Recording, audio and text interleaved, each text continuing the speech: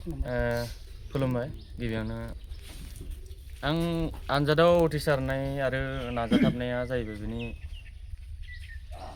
आंनि आइ आफाया गोबां सापर्ट होदोंमोन आंखौ आरो गोबां मटिभेसन होयोमोन आंखौ जे लाइफआव माबा मोनसे नङा माबा मोनसे साक्सेस जानाया दानि दिनाव आथिखालाव जोबोर गोनां आं आरो आइ आफाया जाहाथे जि खोथा आंखौ बोसोन बाथ्रा होयोमोन आं बेखौ मानियोमोन आरो बिसोरनि खोथा लानानैनो आङो जाहाथे लाइफआव साक्सेस जानो हादों आरो दा दिनै आं आसाम पुलिस दिनै एबिआव आं सेलेक्टेड जादों।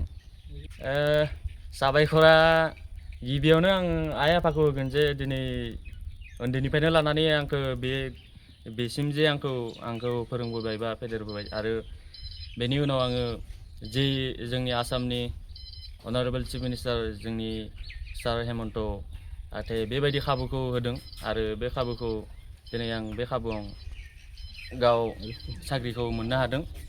आं रां रुफाथ' आं थाइसेबो होआखै आं गाव जि नाजादों आं गाव कनफिडेन्स दङ आरो गावनि सायाव आं गाव जेसे एबिलिटि दं आं बेखौ 100% माने नारसोमनानै आं जाहाथे नाजादोंमोन आरो नाजानायाव आं दिनै साक्सेस जानो हादों। आं बेबायदि थाइसेबो फैसा होआलासिनो दिनै रिटेन फिजिकेल क्वालिफाइड आरो रिटेन क्वालिफाइड खालामनानै दिनै आं साख्रिखौ मोननो हादों फाइनेल। गिबियावनो खुलुमबाय नोंथांमोन निउस मिडिया आरो जोंनि ओनसोलनि गाहाय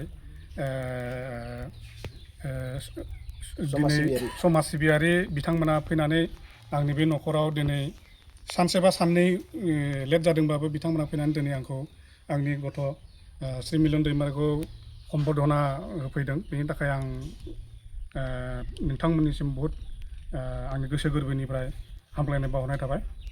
आरो बिखेकखे बुंनो थाङोबा दा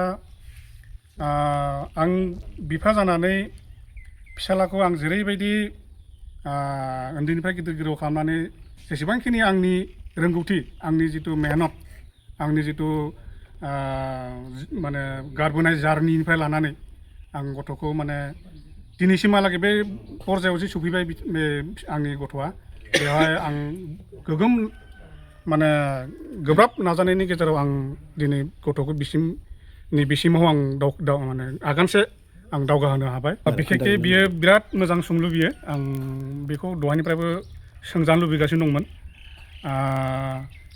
उन्दैनिफ्राय आं जिथु परिबेश आं जिथु माने मा बुङो संस्कार होबोदों आंनि जोथोन लानायाव आंनि बिमा बिफानि न'खरनि गासैबो जोथोन लाबोनायाव आंनि गथ'आ दिनैसिमहालागै बेबायदि ड्राग्स निसाजुक्त द्रब्य सिगारेट भां बेबायदि माबायाव थाङाखै जेब्लाबो आरो आं बहुद माने तागिदानि गेजेराव आंनि गथ'खौ आङो बेंबोदों जाहाथे बेबायदियाव आगान होबोनायखौ आं नुवाखै आंनि मेगन सिगाङाव आं नुवाखै। आरो आं बेखौनो खावलायगोन गामिनि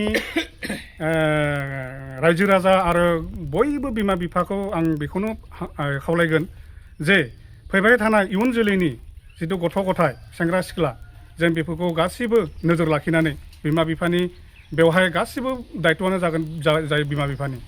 दा बेनिखायनो आङो नब प्रजन्मफोरखौ आं बिफा जानानै खावलायगोन जाहाथे बेफोरबायदि ड्राग्स निसाजुक्त द्रब्य भां सिगारेट जौ लोंनाय बायदि बेफोराव दागोग्लै आं गथ'खौ आं बेफोरनिफ्राय बहुद जानगाराव दोनदों। आरो मेन खोथाया जाहैबाय न'खरनि परिबेशखौ लानानै न'खरनि जिथु माने संस्कार माने आदर्श माने बेफोरखौ जोङो गासैबो लानानै जोङो आवगायनांगोन।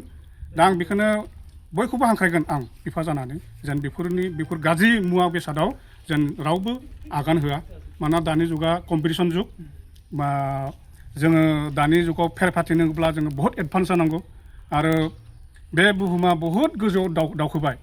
दा बेनिखायनो जोंबो बै डिजिटेल मुगाजों सोलिफानो थाखाय थांफानो थाखाय जोङो गावखौनो एसे जोङो सेन्स लाबोनांगोन आरो आं बेखौनो आरो जोबनायाव जोंहा मानगोनां आसामनि बयजोंबो अनसायजाग्रा अनसुला जनप्रिय डायनामिक